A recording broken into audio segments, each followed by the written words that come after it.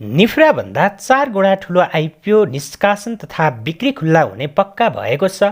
अहिले हामीलाई आइपिओमा मुस्किलले 10 किता परिरहेको छ र 10 किता सेयर हात पार्नको लागि पनि भाग्यमै भर पर्नुपर्ने भएको छ। तर यो कम्पनीको आइपिओ भने एकैजनाको भागमा 100 किताभन्दा बढी पर्ने देखिन्छ। नमस्कार साथीहरू, सम्पूर्णलाई स्वागत छ हाम्रो युट्युब च्यानल सेयर मार्केटिङ नेपालमा। र आजको यो भिडियोमा म हजुरहरूलाई एकदमै खुसीको खबर लिएर उपस्थित भएको छु। नेपालको इतिहासमा अहिलेसम्म निफ्राले 8 अर्ब रुपियाँ बराबरको आइपिओ निष्कासन तथा बिक्री खुल्ला गरेको थियो र निफ्राको त्यो आइपिओ भन्दा 4 गुणा ठुलो आइपिओ आउने भएको छ। र यो कुन कम्पनी हो, यसले के काम गर्छ र हामीले यस कम्पनीको आइपिओमा लगानी गरेर त्यसबाट कस्तो मुनाफा आर्जन गर्न सकिन्छ र कहिलेसम्म यस कम्पनीको आइपिओ आउँछ त भन्ने विषयमा सम्पूर्ण कुराको बारेमा जानकारी दिनेछु। त्यसैले आजको भिडियो एकदमै महत्त्वपूर्ण रहेको छ, त्यसैले कहीँ कतै स्किप नगरिकन अन्तिमसम्म हेर्नुहोला र यस्तै यस्तै सेयर बजार तथा अब आउने कम्पनीहरूको आइपिओ सम्बन्धी विभिन्न नयाँ तथा जानकारीमूलक भिडियोहरू हेर्नको लागि हाम्रो युट्युब च्यानल सेयर मार्केटिङ नेपाललाई सब्स्क्राइब गरी साइडमा रहेको बेल आइकनलाई पनि क्लिक गरिदिनु होला, जसको कारण हजुरहरूले हामीले अपलोड गरेको भिडियो सबैभन्दा पहिले हेर्न र सुन्न सक्नुहुन्छ। यसरी नेपालको इतिहासमा सबैभन्दा ठुलो आइपिओ निष्कासन गर्न गइरहेको कम्पनीको नाम प्रस्तावित 1061 मेगावाटको माथिल्लो अरुण जलविद्युत आयोजना हो। यो आयोजनाले हालसम्मकै सबैभन्दा धेरै रकमको प्राथमिक सेयर अर्थात् आइपिओ निष्कासन गर्ने भएको छ। योभन्दा अगाडि नेपालमा सबैभन्दा ठुलो मात्रामा आइपिओ निष्कासन गर्ने कम्पनीको रूपमा हामीले नेपाल इन्फ्रास्ट्रक्चर बैंक अर्थात् निफ्रालाई लिन सकिन्छ, जसको आइपिओमा लगानी गर्ने लगानीकर्ताहरूले 50 कितासम्म धेरैजनाले प्राप्त गरेका थिए भने केही भाग्यमानी लगानीकर्ताहरूले 60 कितासम्म पनि सेयर हात पार्न सफल भएका थिए। यसले कुल स्वपुँजीको आधा अर्थात् 32 अर्ब रुपैयाँको आइपिओ निष्कासन गर्ने भएको हो। Upper Arun hydro electric company लिमिटेडले 1061 मेगावाटको अर्ध जलाशय आयोजना बनाउन सो रकम बराबरको आइपिओ निष्कासन गर्न लागेको हो। आयोजनामा 70% ब्याङ्कको ऋण र बाँकी 30% नेपाल विद्युत प्राधिकरण र अन्य संस्थागत लगानीकर्ता र सर्वसाधारणलाई आइपिओ निष्कासन गरेर पुर्याउने कम्पनीका अध्यक्ष कुलमान घिसिङले जानकारी दिएका छन्। 64 अर्ब रुपैयाँ इक्विटी मध्ये 51% आयोजनाको प्रवर्धक अप्पर अरुण हाइड्रो इलेक्ट्रिक कम्पनीका संस्थापक सेयरबाट र 49% सर्वसाधारण सेयर निष्कासनबाट सङ्कलन गरिनेछ भने 32 अर्ब रुपैयाँ मध्ये 10% आयोजना प्रभावित स्थानीय बासिन्दाहरूलाई सुरक्षित गरिने भएको छ भने जिल्लाका स्थानीय तह, आयोजना प्रभावित जिल्लावासी, देशभरिका सर्वसाधारणको सेयर लगानी, अन्तर्राष्ट्रिय बहुपक्षीय विकास साझेदारको सहुलियतपूर्ण ऋण र विदेशी ब्याङ्क वित्तीय संस्थाको ऋण लगानी यस कम्पनीमा रहनेछ। जनताको जलविद्युत कार्यक्रममा समावेश माथिल्लो अरुणमा प्रदेश सरकार आयोजना रहेको जिल्ला सङ्खुवासभा, स्थानीय तह लगायतका संस्थापक सेयर चाहिँ रहनेछन् र त्यसैगरी निर्माण अवधिको ब्याज मूल्य वृद्धिसहित 1 अर्ब 75 करोड अमेरिकी डलर करिब 2 खर्ब 14 अर्ब रुपियाँ चाहिँ नेपाली रुपियाँ बराबरको अनुमानित लागत चाहिँ यसमा रहनेछ। 1 खर्ब 50 अर्ब रुपियाँ ऋणमध्ये 97 अर्ब विश्व ब्याङ्कबाट लिइनेछ।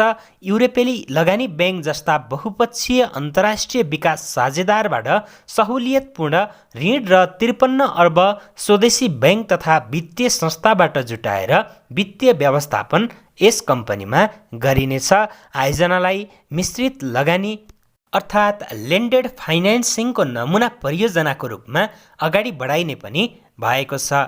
अन्तर्राष्ट्रिय संस्थाको सह वित्तीयकरणको नेतृत्व विश्व ब्याङ्कले गर्ने भएको छ भने यस्तै स्वदेशी लगानीको जो हो hydro electricity investment and development company अर्थात् HIDCLले गर्ने भएको छ। हालसम्म राष्ट्रिय वाणिज्य ब्याङ्क, नेपाल ब्याङ्क, नागरिक लगानी कोषले लगानी गर्ने समझदारी पत्र अर्थात् MOUमा चाहिँ यिनीहरूले हस्ताक्षर पनि गरिसकेका छन्। अर्थात् यो कम्पनीमा चाहिँ HIDCLले पनि स्वदेशी लगानीको जोहो चाहिँ गर्ने भएको छ र हाम्रो नेपालमा चाहिँ एचआइडिसिएल, त्यसै गरी निफ्रा, सिएचडिसी, एनआरएन लगायतका कम्पनीहरू के छन् त लगानी समूह अर्थात् इन्भेस्टमेन्ट सेक्टरमा पर्छन् र पछिल्लो समय निफ्रा र एचआइडिसिएललाई मर्ज गर्ने भन्ने किसिमको कुरा पनि आएको थियो, तर त्यो अहिलेसम्म अगाडि बढ्न सकिरहेको छैन र त्यसको बारेमा चाहिँ म हजुरहरूलाई छुट्टै अर्को भिडियोमा जानकारी दिनेछु। र यसै गरी कर्मचारी सञ्चय कोष र एनएमबी ब्याङ्कले पनि लगानी गर्ने प्रतिबद्धता चाहिँ यसमा जाहेर गरेका छन् र आयोजनाका हाइड्रोमेकानिकल, त्यसै गरी इलेक्ट्रोमेकानिकल र प्रसारण लाइनका उपकरणहरू विदेशबाट आयात गर्दा कुल लागतमध्ये करिब 30 देखि 40% खर्च हुने र उक्त रकम वैदेशिक लगानीबाट प्राप्त हुने डलरबाट भुक्तानी हुँदा यसले मुलुकको शोधनान्तर बचतमा समेत सहयोग गर्नेछ। समझदारी पत्रमा हस्ताक्षर भएको मितिबाट 120 दिनभित्र ऋण लगानीको टर्म सिट तयार पारी 1 वर्षभित्र आयोजनाको वित्तीय व्यवस्थापन गर्ने लक्ष्य राखिएको छ र 1 वर्षभित्र आयोजनालाई आवश्यक पर्ने सम्पूर्ण लगानी जुटाउने लक्ष्य रहेको पनि एचआइडिसिएलका प्रमुख कार्यकारी अधिकृत अर्थात् सिइओ अर्जुन कुमार गौतमले पनि जानकारी दिनुभएको छ। आयोजनाको निर्माण पुस 2081 देखि सुरु हुने भएको छ भने पुस 2087 भित्र चाहिँ यसलाई सम्पन्न गर्ने लक्ष्य राखिएको छ। आयोजनाको सम्भाव्यता अध्ययन सम्पन्न भई टेन्डर डिजाइन तथा निर्माण सुपरिवेक्षणका लागि परामर्शदाता छनौट कार्य पनि भइरहेको छ। आयोजनालाई विद्युत बढी माग हुने हिउँदका 6 महिनामा दैनिक 6 घण्टा पूर्ण क्षमतामा चलाउने गरी डिजाइन गरिएको छ भने आयोजनाबाट वार्षिक 4 अर्ब 51 करोड युनिट ऊर्जा उत्पन्न हुनेछ भने आयोजनामा Q33 मा डिजाइन गरिएको छ र आयोजनाले देशको कुल ग्राहस्थ उत्पादन अर्थात् जिडिपीमा पनि 0.5% को योगदान गर्ने यसको सम्भावना चाहिँ देखिएको छ, जुन एकदमै सकारात्मक पक्ष रहेको छ। र त्यसमध्ये करिब 30% ऊर्जा हिउँदमा उत्पादन हुनेछ भने उत्पादित विद्युतलाई करिब 6 किलोमिटर 400 केबीको प्रसारण लाइन मार्फत सङ्खुवासभाको हाइटारमा प्रस्तावित सब स्टेसन मार्फत राष्ट्रिय प्रणालीमा प्रवाह गरिनेछ। प्राधिकरणले माथिल्लो अरुणकै अङ्ग रहने गरी 30 मेगावाटको इखुवा जलविद्युत आयोजना पनि अगाडि बढाएको छ भने इखुवा पनि जनता जलविद्युत कार्यक्रममा समावेश भएको एउटा आयोजना हो। आयोजनाको पूर्ण तयारीमध्ये 2 किलोमिटर सुरुङ मार्गसहित करिब 21 किलोमिटर पहुँच सडक निर्माण गर्न निर्माण व्यवसायी छनौटका लागि पेश भएका बोलपत्रको मूल्याङ्कन भइरहेको छ भने पहुँच मार्ग आगामी पुसबाट सुरु गर्ने पनि लक्ष्य राखिएको छ। आयोजनालाई आवश्यक पर्ने 2025 हेक्टर निजी जग्गा अधिग्रहणका लागि मुआब्जा निर्धारण भइसकेको छ भने आयोजनाबाट करिब 22 घरधुरी भौतिक रूपमा विस्थापित हुने भएका छन्। आयोजनाको निर्माणबाट वातावरणीय तथा सामाजिक प्रभावहरू तुलनात्मक रूपमा न्यून रहने अध्ययनले देखाएको छ भने अरुण नदी बेसिनमा मात्रै माथिल्लो अरुणको अलावा अरुण याथाङका अरुण 4, अरुण तेस्रो, अरुण तल्लो आयोजना पनि अघि बढेका छन्। यी आयोजनाहरूको जडित क्षमता करिब 3000 मेगावाट रहेको छ भने सङ्खुवासभाको भोटेखोला गाउँपालिकामा अवस्थित अर्ध जलाशय आयोजनाको हालसम्मको अध्ययन अनुसार अरुण नदीमा 183 मिटर लामो र करिब 100 मिटर उचाइको बाँध निर्माण गरी 8.5 किलोमिटर लामो सुरुङ मार्फत पानीलाई छोङराङ स्थित भूमिगत जलविद्युत गृहमा चाहिँ खसालिने भएको छ। यो एउटा बन्दै गरेको हाइड्रो पावर प्रोजेक्ट हो, जुन हाम्रो नेपालमा अहिले के भइरहेको छ भने रन अफ रिभर हाइड्रो पावरहरू चाहिँ धेरै भइरहेका छन्। अहिले जति पनि कम्पनीको आइपिओ आएको छ हाइड्रो पावरमा, ती धेरै हाइड्रो पावरहरू भनेको कस्ता छन् त रन अफ रिभर अर्थात् वर्षायाममा चाहिँ आफ्नो क्षमता अनुसारको के हुन्छ त बिजुली चाहिँ उत्पादन गर्छन् भने जुन हिउँदको समयमा चाहिँ आफ्नो क्षमता अनुसार उनीहरूले जलविद्युत चाहिँ उत्पादन गर्न सकिरहेका छैनन्। एउटा राष्ट्रिय गौरवको आयोजना अन्तर्गत अप्पर तामाकोसी पनि जलाशययुक्त आयोजना हो भने यो पनि जलाशययुक्त रहेको छ र यस्ता हाइड्रो पावर कम्पनीहरू हाम्रो देशमा चाहिँ बढ्दै जानु, यस्ता हाइड्रो पावर कम्पनीहरू चाहिँ धेरै भयो भने के हुन्छ भने हिउँदको समयमा पनि हामीले विदेशबाट चाहिँ विद्युत आयात चाहिँ गर्नु पर्दैन। अहिले बर्खायाममा हामीले भारतबाट चाहिँ बिजुली आयात गर्नु परेको छैन, उल्टै हामीले बिक्री गरिरहेका छौँ। तर हिउँदको समयमा के हुन्छ त, हामीले भारतबाट बिजुली चाहिँ आयात गर्नुपर्ने बाध्यता अझै पनि रहेको छ। तर यी जति पनि परियोजनाहरू रहेका छन्, यी सबै पूर्ण रूपमा चाहिँ निर्माण भइसकेको अवस्थामा भने हामीले भारतबाट चाहिँ बिजुली आयात चाहिँ गर्नु पर्ने छैन।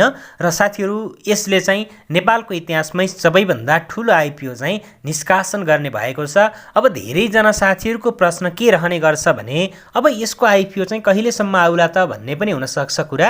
र यसले 2081 पुसदेखि चाहिँ आफ्नो काम सुरु गरेर 2087 पुससम्म चाहिँ सक्ने भनेर यसले लक्ष्य लिएको छ। र हामीले अबको करिब 2 वर्ष पछाडि मात्रै यस कम्पनीको आइपिओ चाहिँ देख्न पाइनेछ, किनकि यसले अझै पनि आयोजनाको सुरुवात गरेको छैन।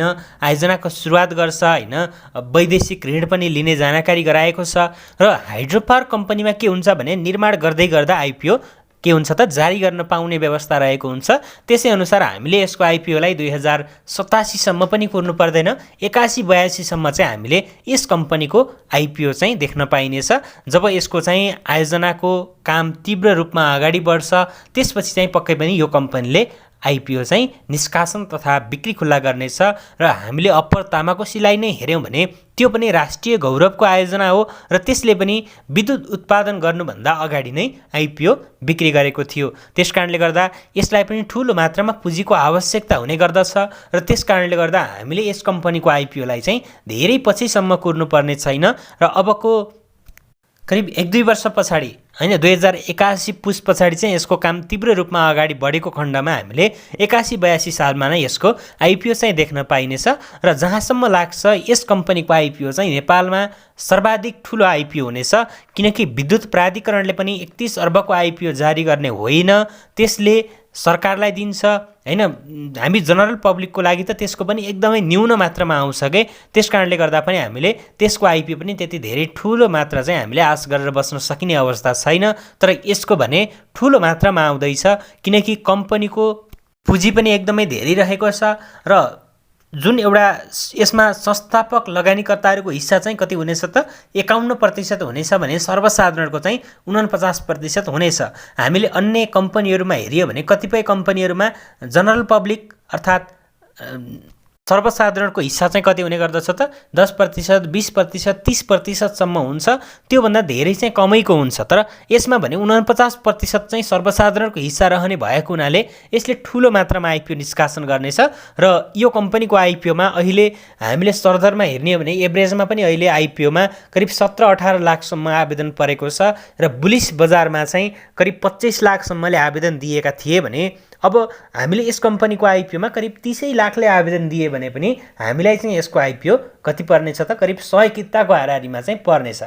र यदि 35-40 लाखले नै आवेदन दिए भने पनि सबैजनाले 100 किता आवेदन दिने क्षमता त हुँदैन, सबैजनाले 100 किता त दिँदैनन्। त्यसकारणले गर्दा एभरेजमा बाँडफाँड गर्दा पनि कमसेकम हामीले यस कम्पनीबाट 100 कितासम्मको चाहिँ आश गरेर बस्न सकिन्छ। हुन त अब कम्पनीले कहिले आइपिओ निष्कासन गर्छ भन्ने कुरा चाहिँ महत्त्वपूर्ण हुन्छ।